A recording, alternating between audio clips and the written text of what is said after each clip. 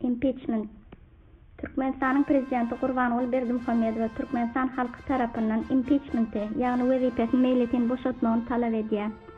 Türkmenistan'ın prezidenti Gurbanuly Berdimuhammedowyň Türkmenistanyň konstitusiýasyna boyun egmeýänligini we konstitusiýaga garşy alyp barýan siýasaty ýurduň içinde ýüze çykan adyqatçylygyna we açlyga garşy göreşmän eýsen adamlary açlyga dogry iterýänligi we başga da ykdysady jenaýatçylyklara esasyna Türkmenistanyň prezidentiniň Türkmenistan döwletini dolandyryp bilmeýänligi netijesinde Türkmenistan halky şu karara gelip Türkmenistanyň prezidentine öz nägililigini bildirýär.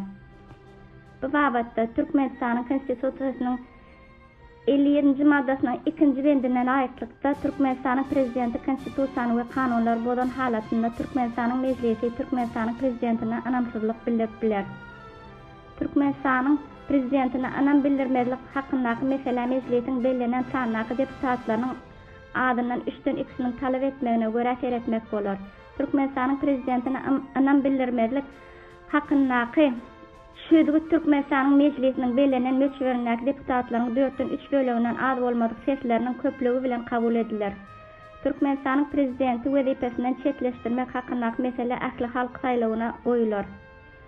Şu bir sanyna kanun çykarjy deputatlaryň döwlet hökümine güýjüniň ýoklugy sebäpli Türkmenistanyň halky güýjüniň deputatlary we beýleki guramalardan izin alyp şu aşagdakylary eglan edýär.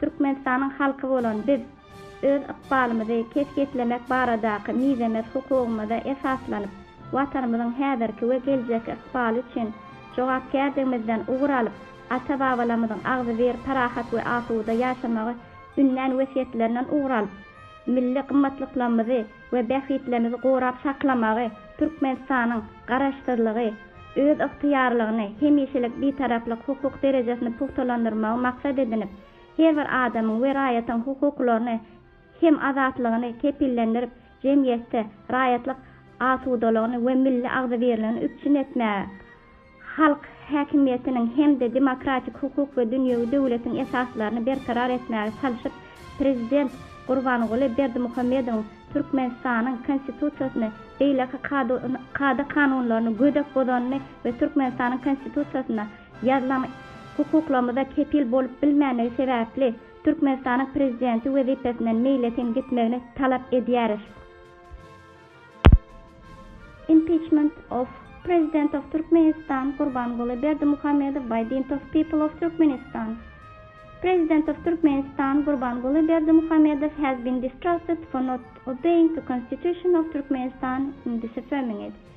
He has been distrusted for not taking action for current famine and starvation in Turkmenistan.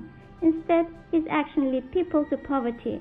Therefore, he is not eligible to be a president of Turkmenistan according to Article 57, Section 2 of the Constitution. In case of violation of the Constitution and laws of Turkmenistan by the President of Turkmenistan, the Parliament may express no confidence in him.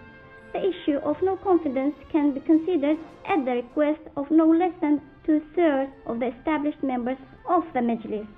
The decision of no confidence is adopted by at least 3/4 of the established members of the Mejlis.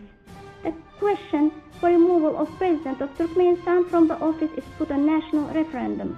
For the same circumstances, legislative branches and members of Mejlis have been dismissed by people of Turkmenistan due to their powerlessness.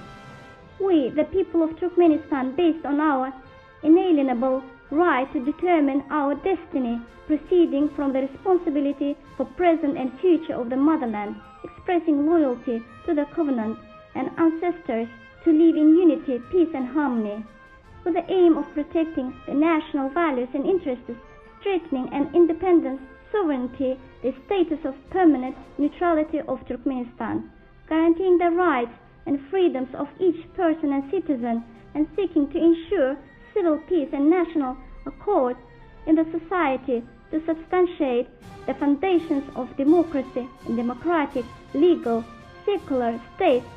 We are calling Gurbanuly Berdimuhammedow to leave his presidential position for the tactlessly neglecting Constitution of Turkmenistan and its laws.